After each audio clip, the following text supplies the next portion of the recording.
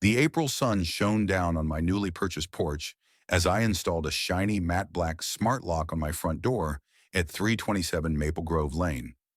Having spent 15 years in Chicago's urban concrete jungle, I, Marcus Bennett, 40-year-old professor of constitutional law at Ellison University, had finally emerged victorious with my slice of suburban paradise in the upscale Crestwood Pines development.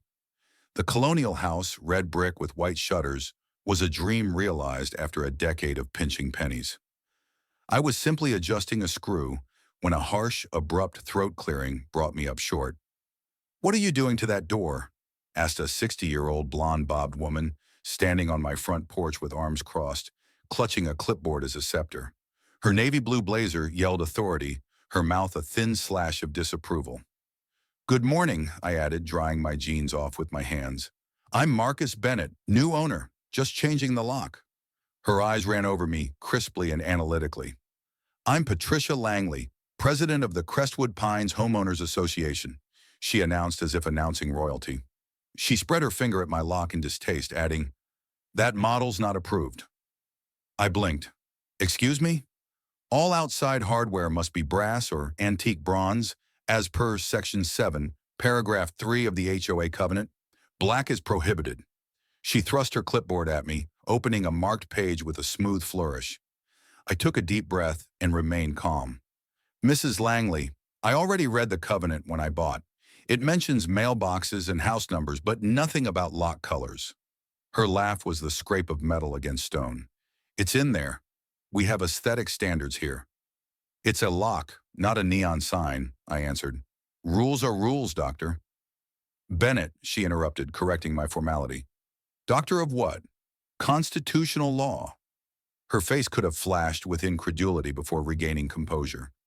"Remove it today, or I'll recommend a compliant locksmith." I smiled graciously. "I'll review the rules. Have a good day." 24 hours or you'll get a violation notice." Her heels clicked sharply as she marched off, scribbling on her clipboard. I watched her stalk to the next house, unaware that this petty clash over a lock would ignite a war-shaking Crestwood Pines to its core. I checked the HOA covenant that evening. No mention of lock colors, just mailboxes, brass or bronze house numbers, and silly things like no inflatable sand greater than 6 feet high. I went to bed feeling smug. At 7:30 Sunday morning, someone was knocking on my door to wake me up. Patricia stood there in her immaculate state at the early hour, with a Dow man accompanying her. "Good morning, Doctor." "Bennett," she dripped poison under the syrup. "This is Edward Carson, HOA Vice President. We're here about your infraction." Edward, bald with golfer's tan, nodded his head firmly.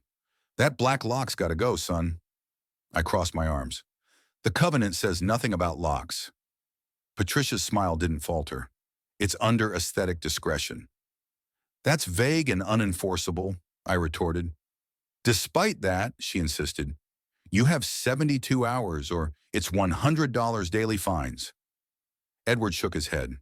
"Don't make this more complicated." "Is this standard with first-time homeowners, or am I special?" I asked, eyeing Patricia. Her smile wavered. "We treat everyone equally. Rules are rules." I shut the door, racing hard. This had nothing to do with a lock. It had everything to do with me. By Wednesday, a stern notice slipped under my door. $100 penalty, $100 per day. Thursday afternoon brought a red final warning stuck to my door. I photographed, building my case. That evening, grading papers, I noticed a car outside. Glancing out the blinds, I spotted a police cruiser. My stomach dropped. Patricia was standing on my lawn, waving her arms frantically at two nervous officers. I stepped out composed. "Evening, officers, can I assist you?" The woman officer, bun in her hair, looked relieved. "We had a call for a disturbance." "Disturbance?" "I've been marking papers." "He's lying," Patricia shrieked. "He was drilling again, in spite of warnings." The older male officer stated, "Ma'am, drilling's not a police matter." "It's defacement," she insisted. I raised an eyebrow. "You called 911 over my lock? You're hostile, threatening," she spat. The officers eyed me suspiciously but told me, "HOA disputes are civil, not criminal. Don't call 911 for this." Patricia's face reddened. This neighborhood's going downhill since he moved in. The tension became thick with her implication. The officer bristled. We're done, the male officer told me. Dr. Bennett, have you threatened her? Never, I told him. 2 polite conversations, both ending with me shutting my door. He nodded. Mrs. Langley, go home. She stormed off, tearing up my yard with her heels. The female police officer apologized. We see this too often. Good luck, the male officer chimed. I've been waiting for someone to come along and do something about that woman, he said, pouring a rich cup. She acts like this is her fiefdom. Summoning police for a lock seems extreme, I said to him. Clarence's eyes twinkled. It's not the lock, son. She's kept out undesirables for years. Indian doctors, a Latino family. Last year, the Patel's garden gnomes were not approved. Then the Manasseh's outdoor lights were excessive, and money is missing. I was treasurer until I questioned contracts to her son's company. Voted out behind closed doors? He handed me a folder packed with invoices, bank statements, and meeting minutes. It's all there. I took it, feeling its heft. This is going to get nasty, Clarence. He grinned. I fought in Vietnam. I ain't afraid of Patricia Langley. I scanned the papers, recognizing payments to Langley Property Services owned by Patricia's son, Brian, and Crestwood Consulting linked with Edward's daughter, Laura. Good old self-dealing, no doubt illegal. Monday, I visited the HOA office, locked despite having hours posted. I knocked and noticed a light in a back room. A frazzled assistant, Sarah, opened the door. I want last year's financials, I said. Mrs. Langley handles those, she faltered. As a homeowner, I'm entitled. Article 4, Section 2, I said. Edward appeared flustered. Those are for quarterly meetings. Upon request is what the covenant says, I snarled. As treasurer, you should have them. His face darkened. How do I know you're treasurer? I know who manages my money. I want contracts for Langley Property Services and Crestwood Consulting too. His face went white. Who have you been talking to?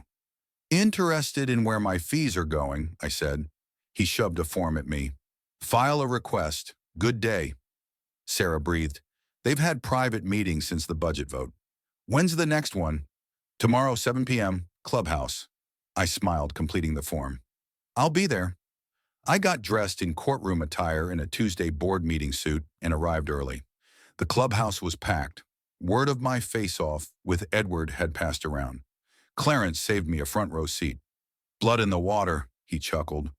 Red blazer Patricia staggered when she spotted me. Edward's treasurer's report was vague. $48,700 operating balance. $1.2 million reserves. I raised my hand. I have a question of finance. Patricia's smile grew icy. Questions at the end. It's current now, I pressed. Grumblings agreed. She gave in. I questioned retaining $487,000 in working funds for 7 months, more than the 3 to 6 month rule. Why? Edward squirmed. For surprise expenses, $500,000 worth. I pressed on. Patricia cut in. Our finances are professionally audited. Then tell them about the $200,000 to Langley Property Services and Crestwood Consulting, your son's and Edward's daughter's business, working out of this office with no other clients. Gasps broke out. A woman rose. Is this true, Patricia? Unfounded allegations, she spat. I raised my folder. I have corporate records and payments. Delighted to share. Edward stuttered. You have no right.